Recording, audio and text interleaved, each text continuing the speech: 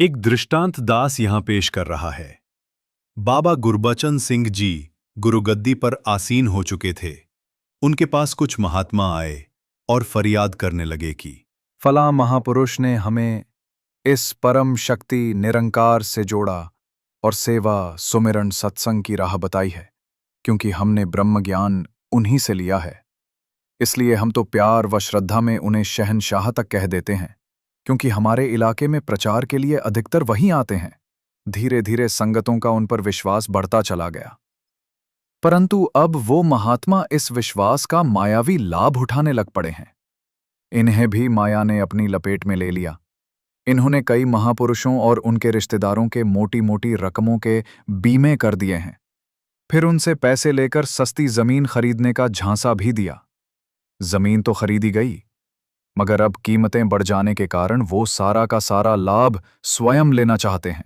हमें कहते हैं कि पैसे और दो, फला जमीन ले देता हूं। हमारे पास और पैसा है नहीं, इसलिए ना तो वो हमें जमीन देते हैं और ना हमारा पैसा वापस करते हैं। बाबा जी यह बात सुनकर बहुत गंभीर हो गए और उन्होंने फरियादी महापुरुषों को साथ लिया और उनकी शिकायत उन्हीं की जुबानी शहंशाह जी के पास जाकर पेश की। शहंशाह जी ने हंसकर कहा, आप भी तो उस महापुरुष को शहंशाह कहते थे। अब उसने अपना असली रूप दिखा दिया है। मैं तो आपको हर रोज चेतन करता रहता हूं कि संतों से व्यवहार नाम वाला करो। माया का लेन देन तो साफ सुथरा और स्पष्ट होना चाहिए। मैं तो कहता ही आ रहा हूं कि कभी किसी के साथ छलपट न करो, धोखा फरेब न करो, किसी का लेकर न दबाओ और ना ही किसी का हक मारो।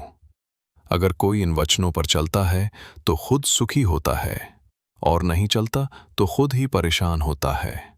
मैं आज आपको भी कह रहा हूं कि आप जब किसी महापुरुष को उसकी हैसियत से अधिक प्रशंसा कर आसमान पर चढ़ा देते हो या उसे इतना मान सत्कार दे देते हो जो उसके मन रूपी बर्तन में समा नहीं पाता, तो आप उसके लिए परीक्षा पत्र बन जाते हो।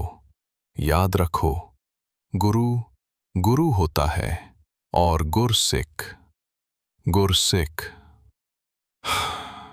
चलो, फिर भी जो बाबा जी कहते हैं कर लो।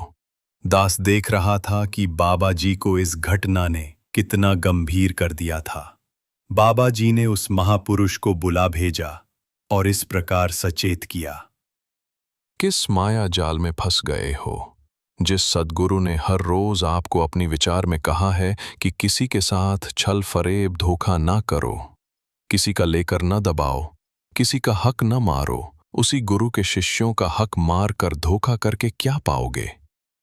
आप जैसे विशेष व्यक्ति की बात तो दूर रही, किसी साधारण गुरसिख को भी ये शोभा नहीं देता। इस प्रकार न तो दौलत पास रहती है और ना ही यश कायम रहता है और ना ही भक्ति का आनंद ही मिल पाता है। इन महापुरुषों का तो केवल आर्थिक नुकसान हो रहा है, परंतु आपका तो आत्मिक, चारित्रिक, सामाजिक और आर्थिक नुकसान भी हो रहा है, क्योंकि दूसरे से छीना हुआ धन अपने धन को भी ले डूबता है। आपका बचाव इसी में है कि या तो इनके हिस्से की जमीन इन्हें दे दे या फिर जो रकम इन्होंने आपको दी है उसे ब्याज समेत वापस करो। बाबा जी के समझाने पर उस महापुरुष ने अपने अंतर मन से क्षमा मांगी। सद्गुरु ने क्षमा कर दिया तथा आगे से गुरु मत के अनुसार चलने का आदेश दिया। बाबा जी का निर्णय सुनकर दास अनुभव करने लगा कि जैसे बरसात का मौसम आने से पहले समझदार माताएं छोटे छोटे बच्चों को फोड़े फुंसी से बचाने के लिए कड़वी दवाई पिला देती हैं, उसी प्रकार सतगुरु हर प्रकार से अपने गुरसिख को बचाता है, कभी प्यार करके और कभी कठोर वचन कह के। गुरसिख के ध्यान में ये होना चाहिए कि सतगुरु की डांट में भी प्यार छिपा होता है। इस घटना के साथ ही दास को भापा रामचंद्र जी कपूरथला वालों का स्मरण हो आया।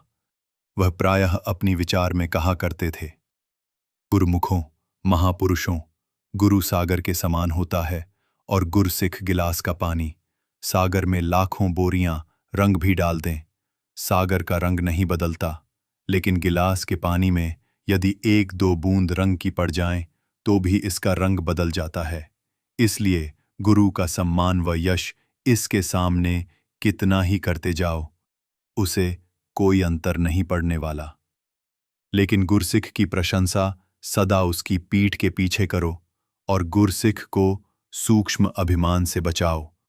अगर शहंशाह को कोई शहंशाह कह दे तो उसे क्या फर्क पड़ेगा, लेकिन किसी साधारण इंसान को शहंशाह, गरीब नवाज, मालिक, महाराज आदि नामों से पुकारते हो तो, और यदि कहीं पल भर के लिए भी उसने इन शब्दों को अपने साथ जोड़ लिया तो उसका नुकसान निश्चित है।